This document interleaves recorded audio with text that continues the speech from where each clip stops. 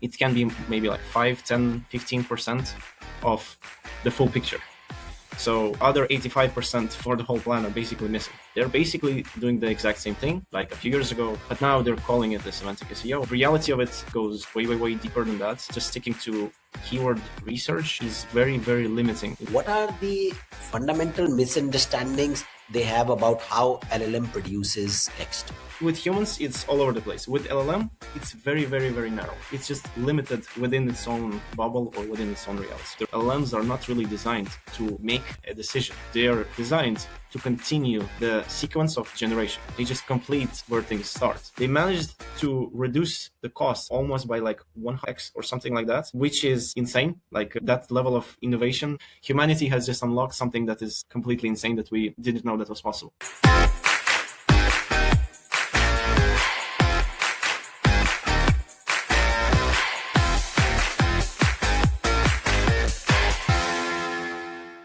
Welcome back to the Agency Insider Show. I'm your host Navneet Kaushal, and today we have a truly special episode. If you have been following the world of advanced SEO, particularly semantic SEO and topical authority, and how Google algorithm actually works under the hood, today's guest is someone who lives and breathes this stuff, and at a level most people don't even know exists. Pavel Klimakov is an SEO expert and researcher based in Tallinn, Estonia. He's the founder of the first agency and administrator of the Holistic SEO community and one of the leading voices in semantic SEO. And then we'll go and then introduce you. Okay. Perfect. Pavel, welcome to the show. Navneet, it's a pleasure to be here. Great introduction. Thank you. Yeah. So today we are going to deep dive on three massive topics: semantic SEO, large language models, and their impact on search, and what next generation of ranking systems actually look like. So let's talk about your origin story and philosophy. You started in digital marketing around 2015, and from what I have gathered, your early career include paid advertising and even black hat SEO. Now, what was the moment or realization that made you say this isn't the right path? I believe around 2019, closer to the end of that year. I remember it quite well because I was in California at the time. I was dealing with lots of customers, and I was primarily working with links, to be very honest. That was the main approach that I had within my agency. Basically, I had a very, let's say, smoothly optimized process to handle links. That was the main offer that I was providing to the customers, and everything seemed really, really nice.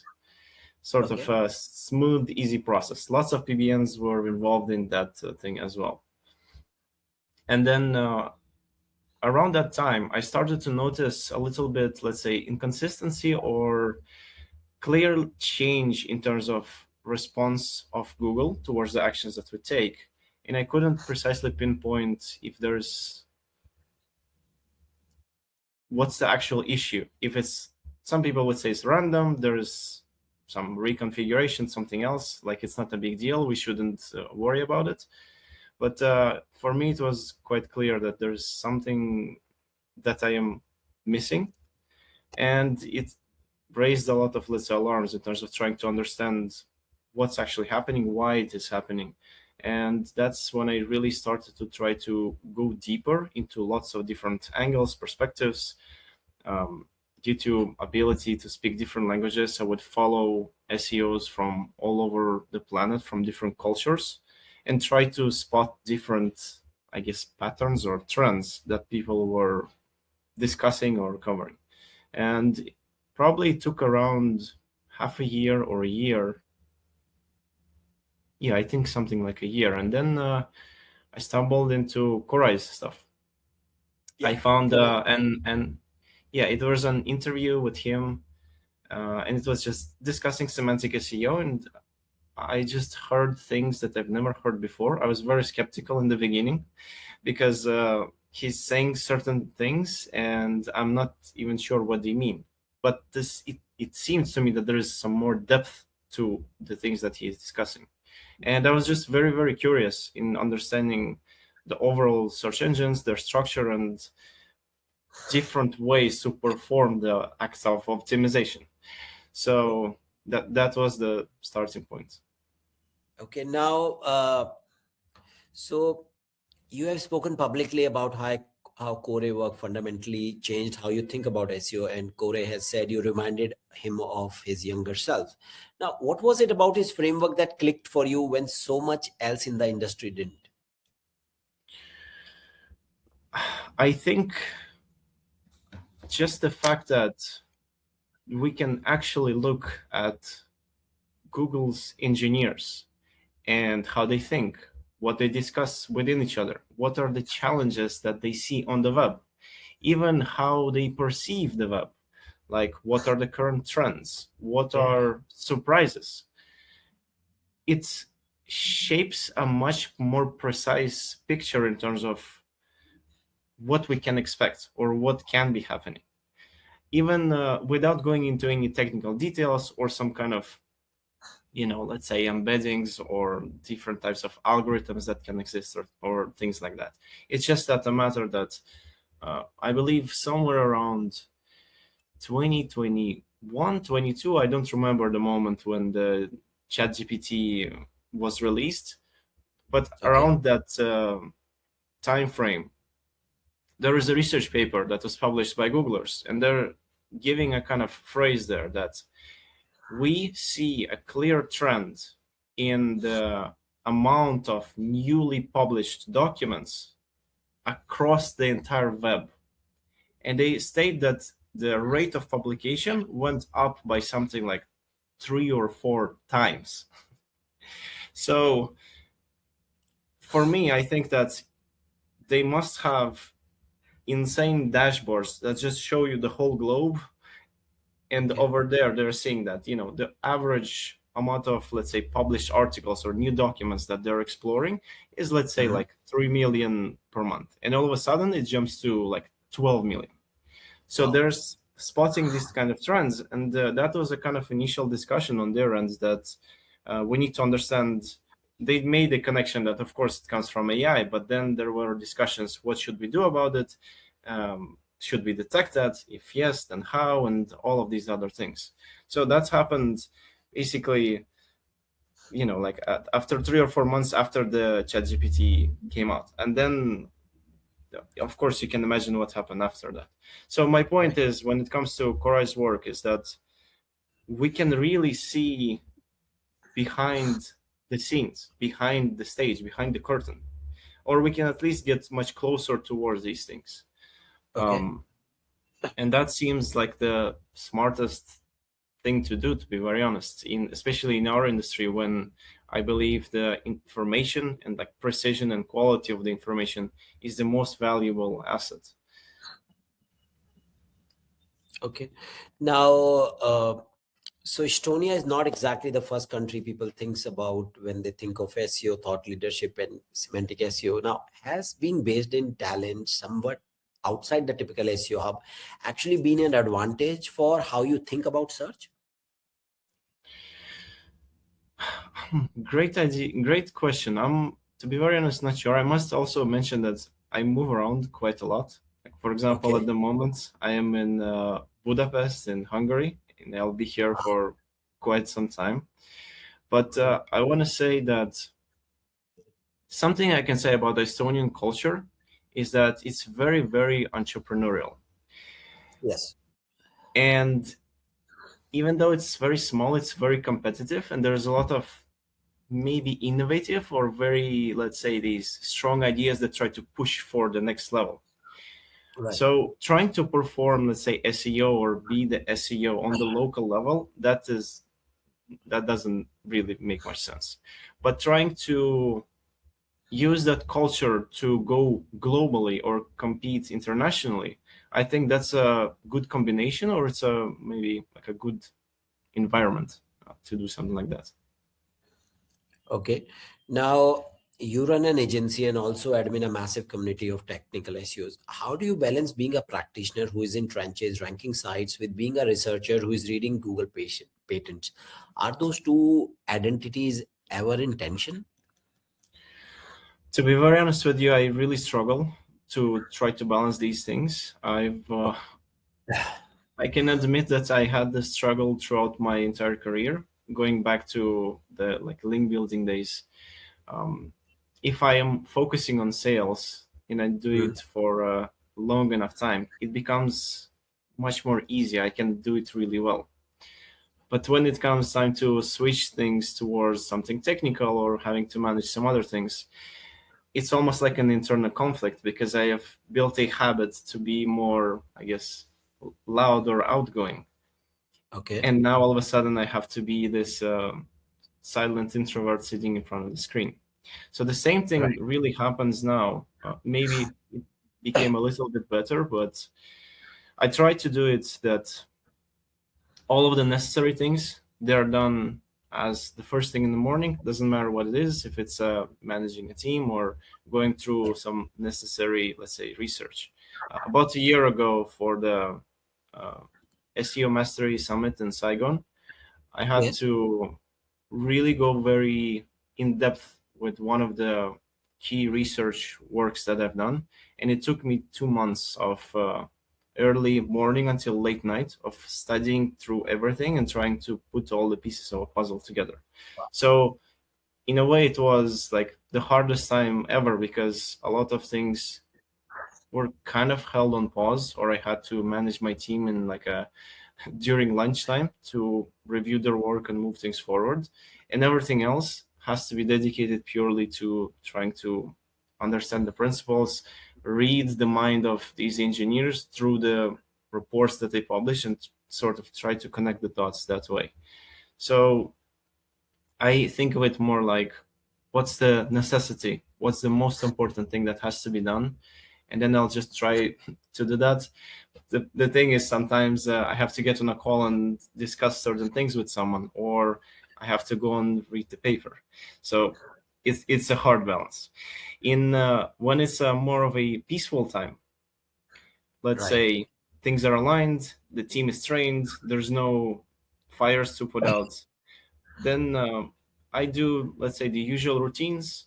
For now, it's a few things related to management. And then it is more like a hobby. If I want to read something for my own education or even entertainment, I will find some of the research papers, go through them, and I almost treat them like a kind of news in the SEO industry. Like, here are the newest trends, here are the newest inventions, and sort of the trajectory where things are moving.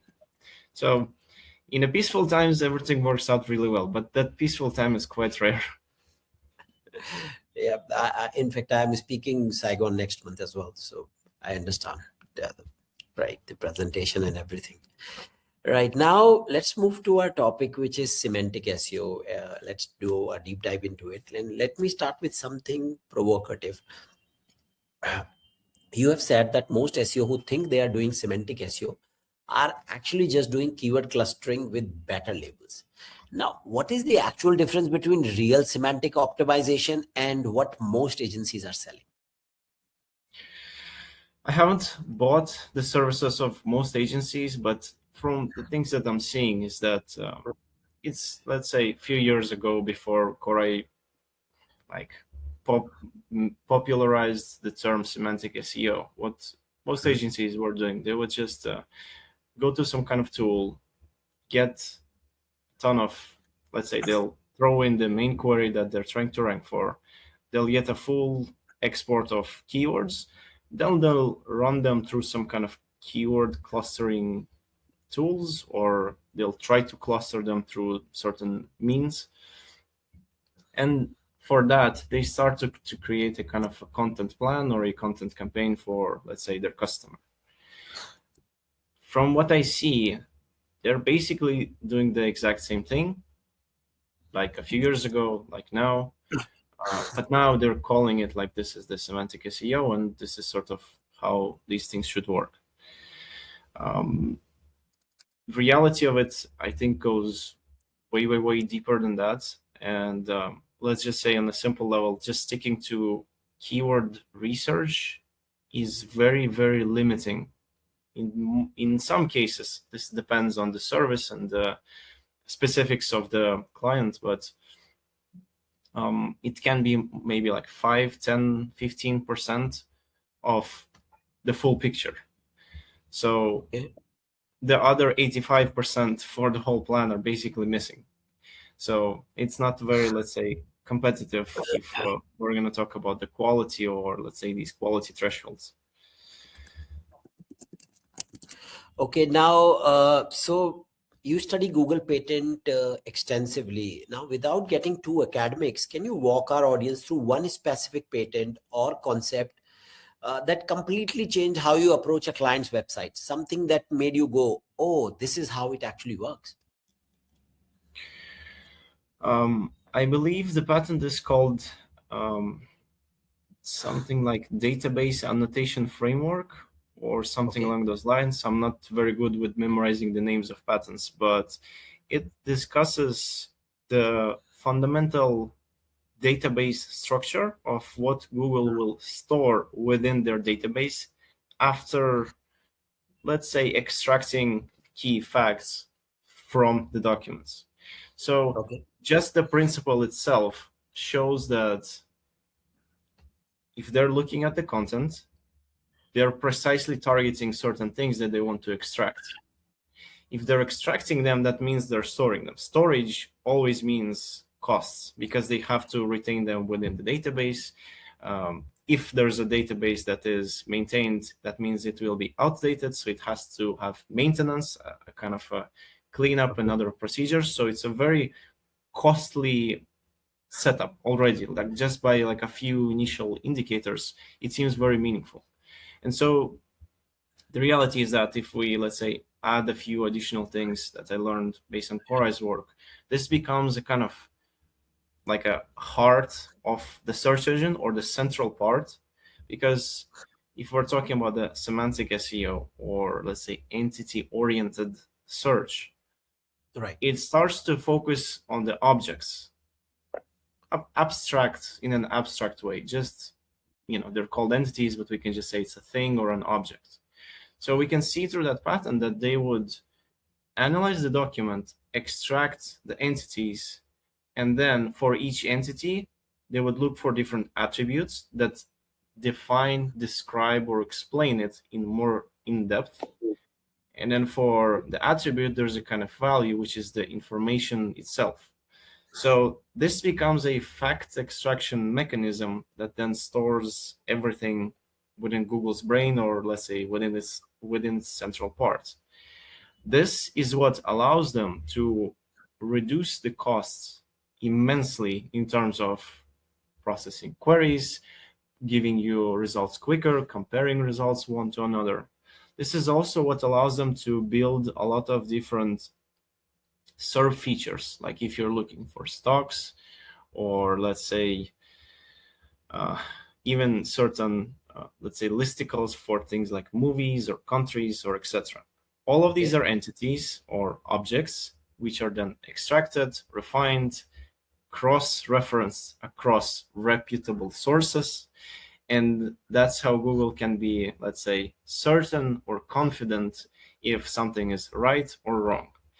And let's say if truth changes or the reality changes, again, they can verify them through these kind of extraction mechanisms. So this becomes a kind of in-depth, like, pinpointing exactly at this central core, like the ultimate primal part of the search engine of what they're trying to do with the content. What's the actual whole purpose? And the point is, it leads to as precise and as accurate understanding of things, not just there's something that's being said. It's exactly, what is being said, and like, why is it being said? Is it accurate? And then we can see basically on all these things, they can run lots and lots of extra evaluations, even to the point that let's just imagine quickly that if a single resource is constantly saying something that is incorrect, how would they want to treat that website if the website is constantly misinforming or providing false information? Probably that's something negative. So yeah, it allows in immense amount of like algorithmic steps or computations for them, and it's an incredibly powerful design or an invention. Okay. Now, topical maps have become a buzzword, but you have been creating them at a level that goes far beyond what tools generate. So, when you build a topical map for a client, what are you actually doing that a tool like SEMrush or Ahrefs can't replicate? Similar case like with agencies, I haven't really used those to give like a one-to-one comparison, but Okay. I can say I try to do some, let's say, demo programs that I've built myself to try to speed up or simplify some of these procedures. But the biggest problem is that there needs to be a kind of true human awareness that connects tons of dots all at the same time. There needs to be a kind of, let's say, I don't know, like empathy or awareness or like a deep understanding of what does this customer or client tries to accomplish versus what does the search engine have, and based on things how it operates, where is this perfect match then where we can make the connection. It becomes even trickier because we also have to consider the client's budget. If they're very restricted, let's say, we're also limited in terms of what we would be choosing and also how we would prioritize these things. So there's just lots and lots of kind of pieces of a puzzle that affect each other dynamically. And I just see that, yeah, let's say one of the biggest things, I assume that tools that are building topical maps, they would be using things like AI or let's say different LLMs. And one of the biggest problems with that is LLMs are not really designed to make a decision. They're designed to continue the sequence of generation. They just complete where things start. So for the best decisions, I think there needs to be a very, let's say, first of all, awareness of lots of different parameters, then a clear priority, and then a kind of system to evaluate things. But as we do the evaluation, some parameters can, let's say, change their scoring or change their values. So trying to encode or just write all of this within the code is very, very difficult. And from my perspective, I just thought that not thought, I realized that it's just easier to handle these things manually. Okay. It will work way better. It doesn't take that much time. And we Okay. can do things at a very high quality and not really be, let's say, wasting like months on trying to write the code that will do something half as good and only like half of the time. So that's just my experience that I faced with. Okay. Now, so you've talked about algorithmic authorship analysis as one of your consulting services. Now, for people hearing that term for the first time, what does it mean and why should a business owner or agency care about it? May I ask, just for my awareness, where did you find that quote, or where did it come from? My team provided it. Okay.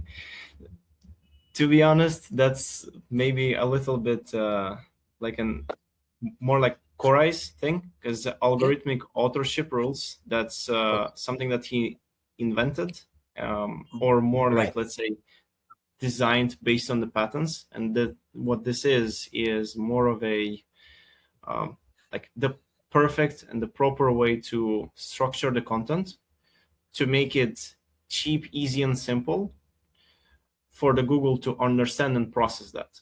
And so this becomes a kind of like, we can write, let's say, a sentence or an article in an infinite amount of ways. But what's the Okay. most optimal way to structure the words, phrases, and the overall logic to make it easily understandable and readable for the search engines? Okay. As a quick side note on this level, I want to mention that sometimes clients or people, when they hear this, they would say, "Oh, but we want to write for the humans because, you know, we want to have a, like easily readable articles and we want to be basically friendly to our audience." The reality is that these rules, they come based on Google's analysis of millions of articles by evaluating where people respond the best, or where they respond, let's say, better. So it automatically kind of ties both of these things together. If it is preferred by the algorithm, it will be preferred by the people, because algorithm tries to protect, or let's say serve, the actual readers, serve the actual users of the Google search engine. So sometimes, let's say, dumbing things down or stating something that's super obvious, it might sound silly, unless you realize that what if a complete beginner that has no idea, no awareness of the industry at all, or maybe even if it's maybe like a teenage kid that literally doesn't know the terminology of this industry. For those audiences, if that's the target audience, sometimes simplifying things to a very, very like clear level is incredibly beneficial. And when you work with like high level experts, they would always have like a, let's say, different opinion. So when it comes to doing this, let's say, evaluation of algorithmic authorship rules or the way content is being produced, it's mostly seeing what a client or what a website already retains within their document, what are they presenting, and then how well does that match with, let's say, this friendly structure for what the search engine would prefer, plus, let's say, we can say slash what users would actually prefer. Okay, now, so if an agency listening to this wants to start implementing SEO, semantic SEO properly tomorrow, not the watered down version, but the real thing, what is the first thing they need to change about their content workflow? Definitely, I would say trying to reduce the fluff and generic information as much as possible, trying to go into depth and precision. And I would say this is a little bit, if we can go very technical into these details, but I'll try to give a maybe clearer or simpler analogy, because I think we can see the same pattern or the same principle across the content on the web, or even like all kinds of content in general. So just to give a simple example, I believe somewhere from around the COVID times, 2021, 2020, something like that, if you pay attention to like biggest Hollywood movies and things like that, we can notice that the structure of the content has changed. The older movies, they would have a very slow start, then there's like a pre-story story, then it develops, and then finally there's the like final scene when something super exciting happens. Okay. I believe due to the existence of TikTok and these short form contents, these scripts have been reversed. Even in movies, you can very clearly see it in YouTube videos, and there have been YouTube algorithm changes that were targeting precisely these things. And so, for example, if you check, let's say, like Mr. Beast and his videos, the start of the video becomes the most exciting, the most interesting thing. Okay. Yes. And then the follow-up, it just becomes extra additional things that are potentially interesting, or they are trying to take things further. And so the point is, when we're talking about written content or articles, we follow exact same logic here. We just provide all of the value immediately and instantly upfront, without a slow, like a pre-history or some jokes or a gradual vague introduction or things like that. Everything is given instantly and straight to the point, with nothing that's being held back. And from that point, we take it further to, let's say, the next potential interesting things or potentially valuable things for this same audience that might have, let's say, similar interests. That's what I see across, again, let's say things like TikTok, the movies that I saw in like 2020 or 2021, or, the COVID times. And again, this kind of correlates with the even, let's say, YouTube changes. So to give a practical, clear advice, try to go precisely for all of the value upfront without holding anything back and giving it sort of in the clearest, simplest way. When it comes to writing content, this is probably one of the, let's say, simplest ways to explain that without going into like very technical nuances. Okay. Now, so let's move to our next session, which is about LLM and the SEO landscape. Now, you have made a fascinating claim that AI generated content is essentially a mathematical sequence. Now, for SEOs who are still thinking of AI content as just a faster writing, what are the fundamental misunderstandings they have about how LLM produces text? Sure. So we would need to dive a little bit into how LLMs really work and what they are at the like fundamental level. The point is, all LLMs are restricted by the training data that exists. There is already multiple problems on this level. So there is not really an infinite amount of training data, and it would be ideal that we would have more. As a side note, I can mention there are a few companies that are trying to sort of create more or prepare different data sets to provide them to, let's say, open companies like OpenAI or even Gemini or let's say Anthropic for the training purposes. But that's a little bit tough field. The problem here is that if we have a scarce amount of training data, which is what we do right now, and we're not going to magically have more in a short period of time. This means that we don't really have like a huge variety of sort of differences, or I should say maybe like unique ways how these LLMs would speak or think or produce content in general. Because they're all built on one same fundamental principle, which is the training data that we're discussing right now, it makes them very similar. So that's already one of the problems. The second problem there is that all of the biggest LLMs that exist right now that are very popular and being used by most of the people are based on a architecture which is called transformers architecture, which is what the only thing it does is it tries to predict the next token in the sequence of tokens. So we have one word, it tries to guess the next word. Now it has two words, based on them it tries to guess the third word. And that's the overall sequence that it operates on. So that means architecturally, we have a very, very similar logic in terms of what these LLMs are doing at this fundamental level of their existence. So that's already like a double trouble. The training data is the same, the architecture is the same. Where there are small differences is there are different, let's say, attention mechanisms. There's different post-training, which happens through like human annotation and other things. So there are, let's say, different varieties in terms of how it can feel as it speaks. But on the fundamental level, it's the same thing, basically. And so when it comes to, let's say, content production, if we're going to touch a little bit on the topic of, let's say, AI content detection, the problem there is that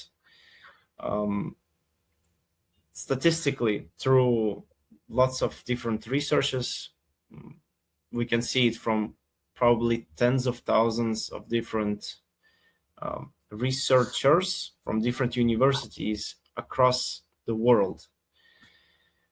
There is clear statistical patterns in terms of how AI expresses itself. Why it happens? Again, it's the first two problems that we mentioned. It's the limited training data and the same architecture. So due to this problem, if you give a big enough sample of written text that was produced by AI, just by evaluating, let's say, the word choice, the order of words, or even order of certain elements within the paragraphs or different like sections of text.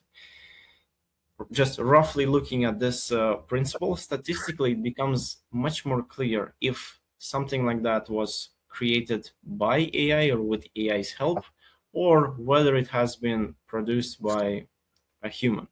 A key element here is that because limited training data and sequence by sequence or token by token logic, everything becomes very sort of narrow scoped.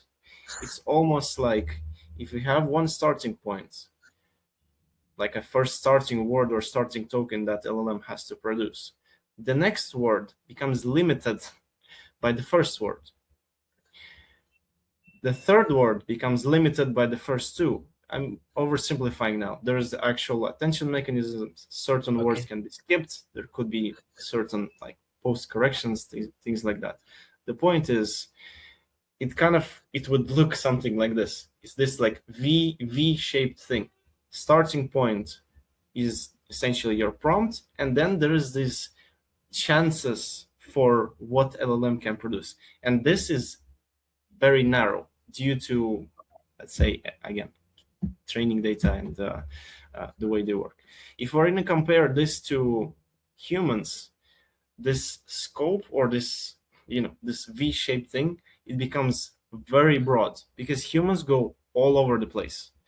Like if we would say, write an article about plastic bottle, somebody immediately would think about the pollution with plastic bottles. Somebody would think it's great to take for a hike, and somebody else would think that these things that we have in Europe now, that the cap doesn't fall off, so we should write about that. So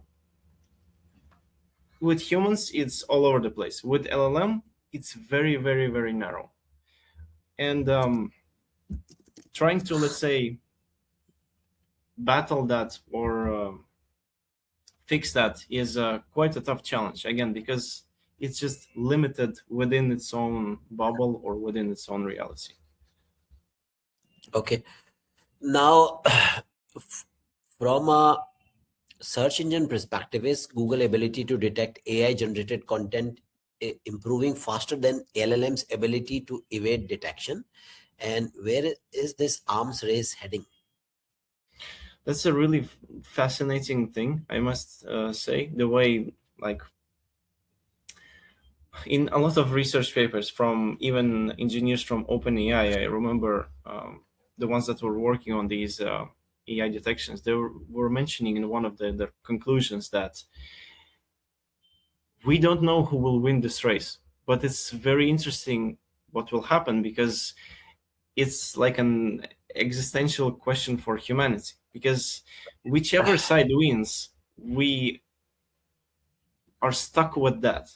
And I think it's not like there is going to be just one final moment where this happened, this is the end of the movie and nothing else. I think it will be always an ongoing battle, so to say. But there is a problem. I do think there's a problem for Google themselves if they start to rank only AI generated content across the whole web. And let's imagine you search for anything and you clearly see that all of these results are AI generated. The reason then becomes, why would you even go to search for something on Google if you can just ask it from a ChatGPT or any other LLM? It will just give you exact same generation. So that seems very, that seems like a problem. Which is why, again, based on, let's say, a lot of Koray's work and some of the things he mentioned recently, we can clearly see that there is much more preference towards human perspective, human language, human type of conversation, a more, let's say, chatty type of language, and first person, first perspective statements, expressions, and things like that. And I think, again, if we follow, let's say, Google's quotes or mottos that they have, the first one is saying something like, follow the user and everything else will follow. And I do think that what they're doing now is they're realizing that if they're ranking AI content or generic, just like gray, bland, factual articles, people lose interest. They do not stick longer within these pages, they are not really getting the information they want. Or most people go and search for the actual, what's the opinion of someone on this topic? What do people say about this topic? Which is why, even though the web seems big and it gets bigger due to everything AI generated, the real most valuable 5 or 10% is the humans' discussions and opinions on this or that, or let's say this event, this service, and etc. So if that's the real trend, and that's just very, very likely that that's the actual behavior. I'm judging personally by my own searches. If I'm trying to find something on Google, I actually care about what did somebody else say on it, or what does the expert think about this technique or that thing or this product. That becomes the most valuable part. In addition to this, I can mention that we can see through the research papers that they also care about the what's the word, genuineness of reviews for the products, for, let's say, on platforms like Amazon, in anything commercial, in maps listings or business reviews, or etc., etc., etc. So again, that I think that's a very similar case where there is real human input that becomes much more, let's say, pure, real, valuable, and accurate.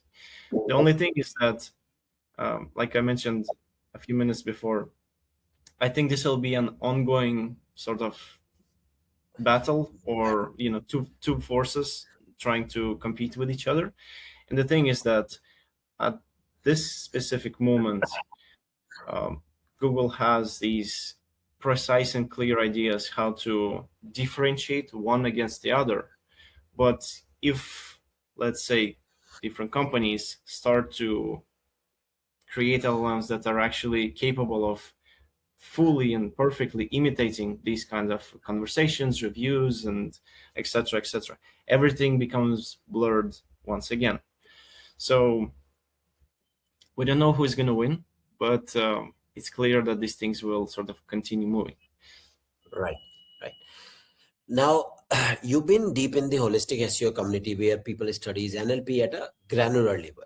When we look at how LLMs actually tokenize and generate text versus how Google's indexing and ranking system is process content, where are the frictional points that creates opportunities for smart SEOs? I think something that's being missed, and we can also connect it back to one of your previous questions when you mentioned sort of how we can start implementing semantic SEO in a smarter way.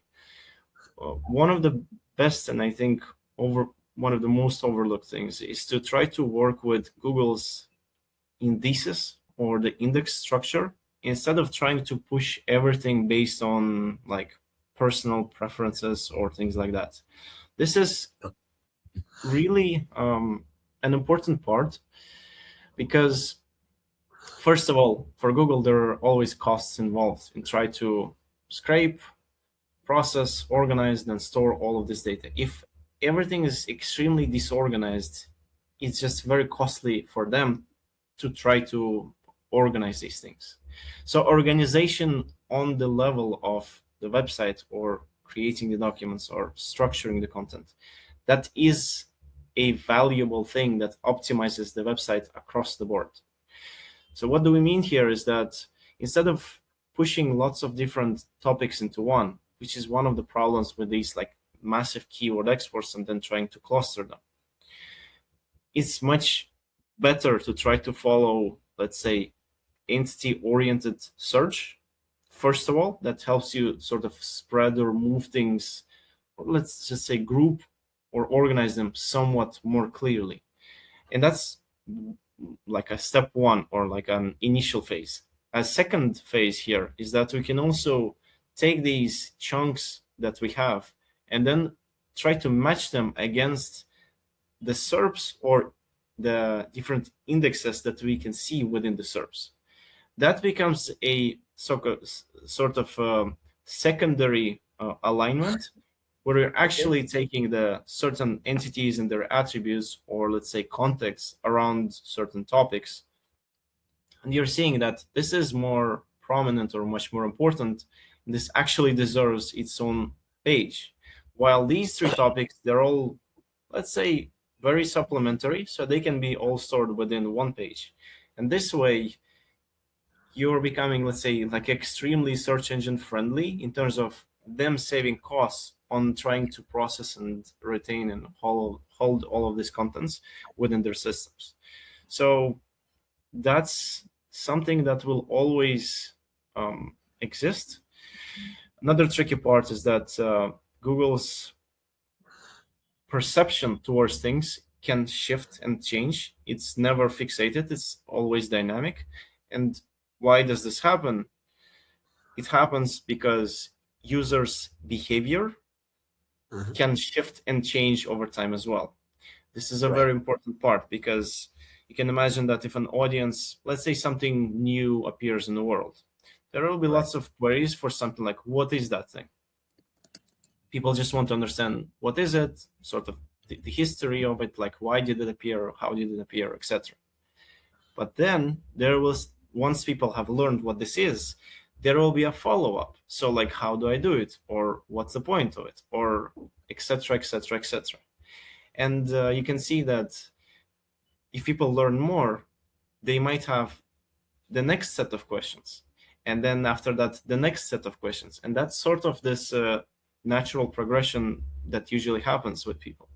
Sometimes it stops at the first level where they just learn what this is and they don't care anymore. And sometimes if it's, let's say, someone's like passion, interest, or hobby, it can go very, very, very deep into micro nuances.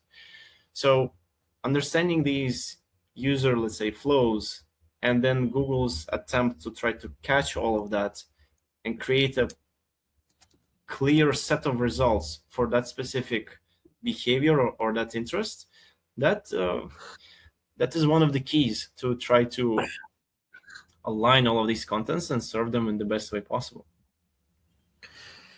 Okay, now practically speaking, what is your current framework for using AI in content production? Are there stages where you use LLM heavily, stages where you avoid them entirely, and how has that changed over, let's say, past 1 year? That's a great question. So in my dream scenario, I would like to have no LLM involvement at all within any of the, let's say, frameworks or the systems that I'm having at the moment. The way I use them now is usually to do some kind of evaluations, annotations, or let's say quick summarizations, or these kind of components to assign a kind of tag, label, or let's say a description or things along those lines. The point is producing the content with AI is, let's say, a very, very, very messy content. I believe there's lots of different ways to do it. But just for, let's say, simplicity's sake, I will mention that in my opinion, and I've mentioned this a few times during one of my presentations, for the general public, the safest way is to use it for evaluation, analysis, comparison, like between you and the competitor, and things like that. The point is, the second AI outputs something written, let's just imagine like one paragraph of text. That single paragraph will have, like, let's just say, like multiple or a dozen embedded or integrated things into it that flag it as AI. And it can be visible, invisible, it can be in the backlogs, it can be in lots of different places. So taking that and copy pasting it into your article and releasing that, it raises a very, let's say, risky situation. And it's a matter of, I guess, risk taking or decision making, because of course AI content can rank, but then how obvious it is, what's the reputation of the site, how much are we willing to risk the reputation, what's the actual tolerance of the search engine towards this brand. So all these things come into play a little bit.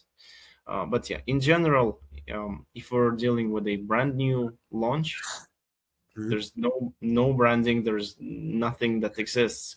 We want to show the true, let's say, human work without any tags or flags that something has been affected by AI on this level. And again, primarily because it's clear what's Google's priority, what they want. And I do think that because it's a little bit like this constant ongoing battle, it's a little bit like a gray area for them to 100% know if something was AI generated or not. They are not giving the statement that all AI content will be punished. If they could detect it 100% of the time, then they would say it. But the point is that they cannot say it now because people on Twitter will say, look, this website is full AI, it's ranking, that website is full AI, it's ranking. And so it becomes like a bad situation. And also, I believe there's a bit tricky part because so far in the context, in my mind, we've been discussing the English market, the international English documents or articles. If it comes to, let's say, a little bit different scenario with slightly different languages or other parts of the world, there could be a very different case there, primarily because there could be an actual lack of documents that exist. So if something becomes cheaper to rank and it still produces enough value, it's actually better for the search engine to rank that instead of trying to stick to something else. And I also think it's clear for the industry that different parts of, let's say, geolocation of Google, they work very differently. So for example, something that would work, let's say, in Lithuania is not exactly what would be working in Canada or Australia. There are different algorithms that are in place, which is why let's say there are nuances in terms of specifics when we talk about AI content, but of course it is a little bit lighter. Google is a little bit softer in terms of these things in other parts. Okay. Now, let's talk about the final segment with the next generation of ranking systems. So when you say next generation ranking system, what specifically are you referring to? Are we talking about a fundamental architectural change in how Google evaluates content or incremental improvement to the existing system? Sure. So first, this is, I think, one of the most exciting topics. I can say that from the previous year, I started to see a lot more mentions from Google's researchers in the documents that they publish or the papers that they publish, that how can we implement different AI methodologies or something that is more advanced in actual rankings or content evaluations or understanding the web pages and perceiving, let's say, quality versus non-quality and things like that. This, again, started to happen from almost like February of 2025, which is, let's say, like a year ago at this point. Throughout the year, we saw very high amount of different experiments, new problems that are being raised in terms of what's lacking, what's not, and sort of how that can be taken further. In a simple way over here, it is clear that Google is pushing things further in terms of trying to understand things more granularly and more in depth. This is a very important part because all of these capabilities, let's go back to the point before LLMs existed in the way that we understand them now.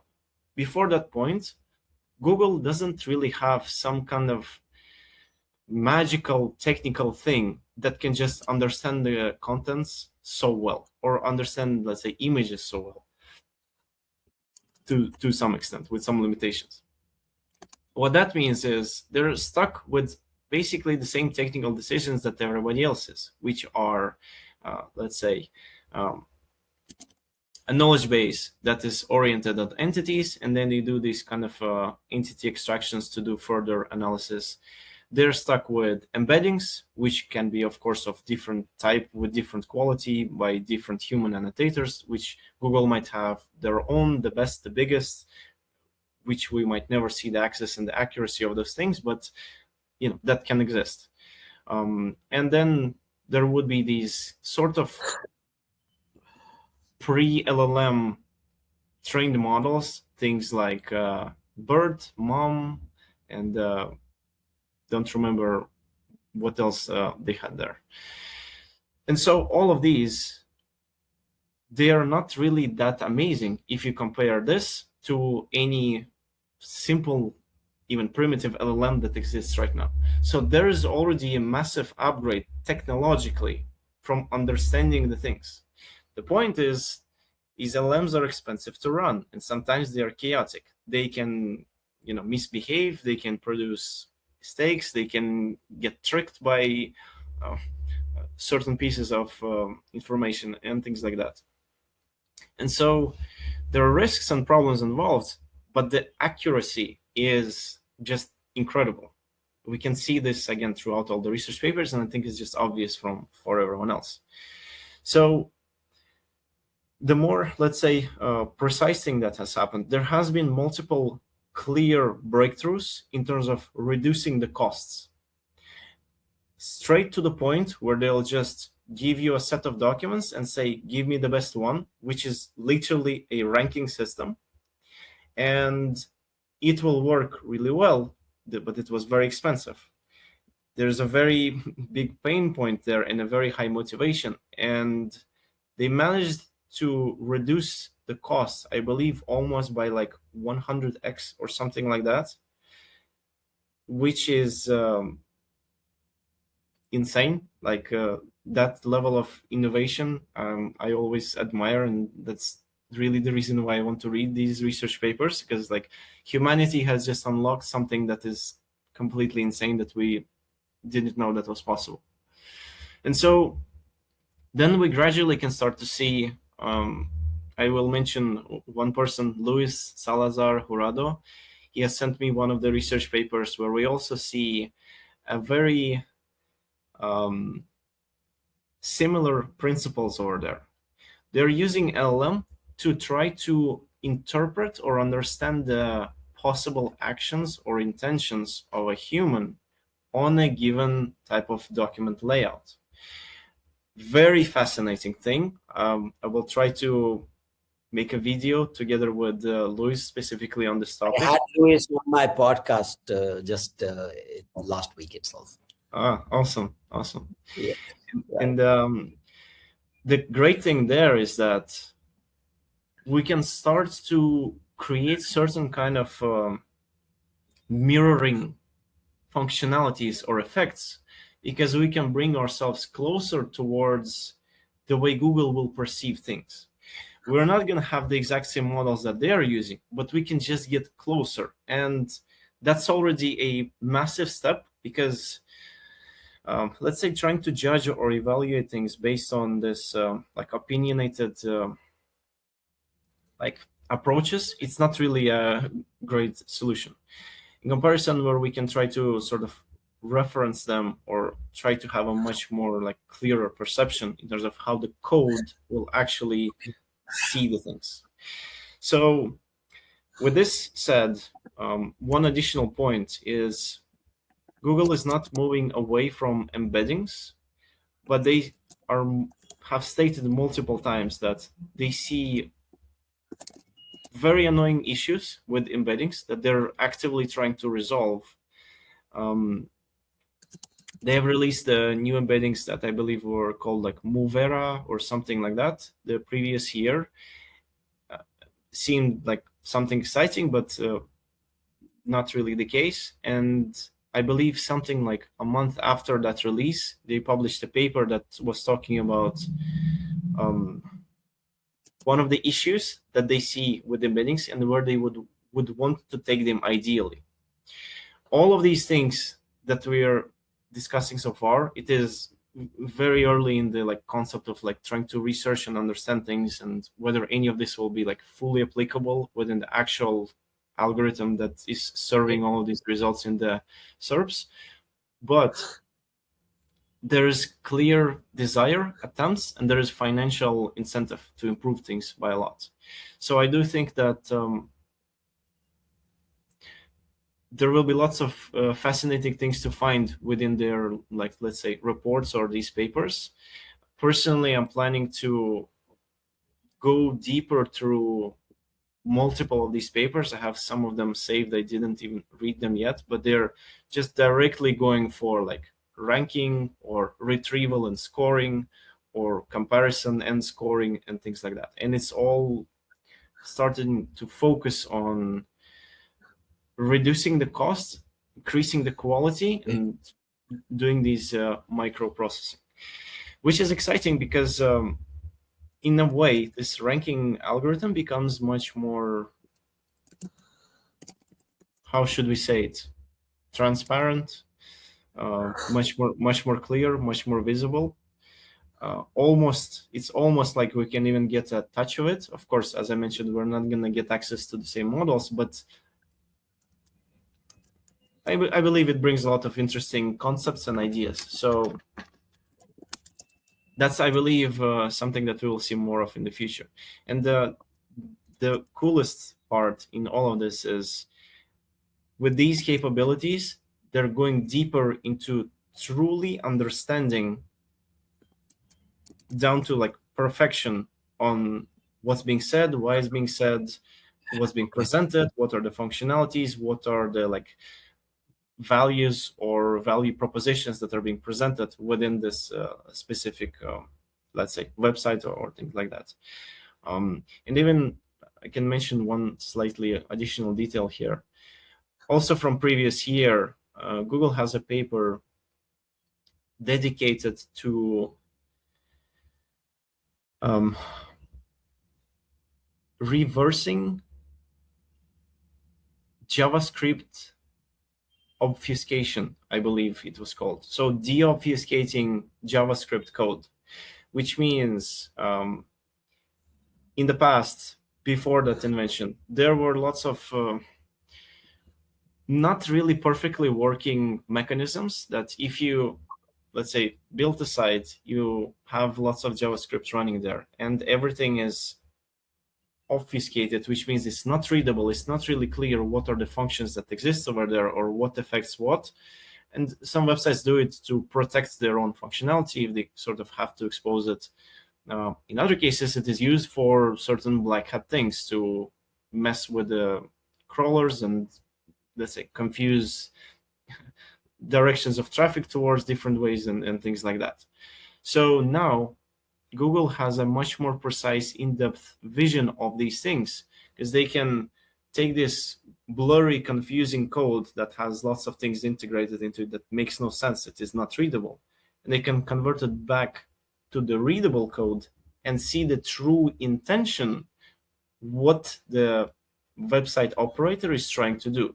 Are they just trying to protect themselves and their work from somebody, or are they trying to, mess with the crawlers and show one thing to the crawlers versus showing something else to the users, or etc., etc. So because they have this like deeper eyes that see very clearly things that are happening, I think it will give them much more, confidence by rewarding something that is more unique, different, or interesting, or something that would actually spark interest in the people that are searching. I'm personally like looking at it very positively because I want the SERPs to be like exciting and some like you're finding things that are really usable or really interesting or really different in terms in comparison than finding exact same 10 articles that give you exact same information and there's nothing different about that at all. So I believe with these new technological innovations that better web can exist. So Okay. that's exciting. Okay, I'm afraid we just ran out of time. Just one last question and very quick answer. So you are a researcher at heart, but you also run a real agency with real clients. Now, how do you sell semantic SEO to a business owner who just want to rank, for example, best roofing company near me? My whole idea is, how do you translate the science into a client pitch? I will try to not confuse them with any of the, let's say, scientific language or any kind of terminology. I'll just try to meet them at their level, that if this is what we're trying to accomplish, this will be a very simple things that will need to perform to actually get you to that point, without going into any kind of let's say, even without mentioning like semantic SEO or any kind of technical terms, because I believe any business owner, they really care mostly about the health of their business, their customers, and the conversions, not really like what are the NLP of parameters of this text, or how we're going to extract those entities, or etc., etc. Those are just my things to worry about. So you have more agencies as a client or a direct enterprise client? Just at the moment, I can tell you honestly, I'm not that much even focused on the clients, but the ones that I work with, they are medium to small size companies at the moment. Okay, with that we come to the end of the show, and Pavel, this has been one of the most technical rich conversation we have had at the Agency Insider Show, and I'm genuinely grateful for you to take time to share all of this. You have had very, very good questions, Navneet. You and your team did a good job, and I appreciate that. And also, thank you for inviting me here. Yeah, you're welcome. And for everyone watching and listening, if this episode expanded how you think about semantic SEO, LLM, or the future of ranking, do me a favor, share it with one person who needs to hear it. Subscribe to the Agency Insider Show, leave us a review, and I'll see you on the next episode. Until then, keep pushing the boundaries.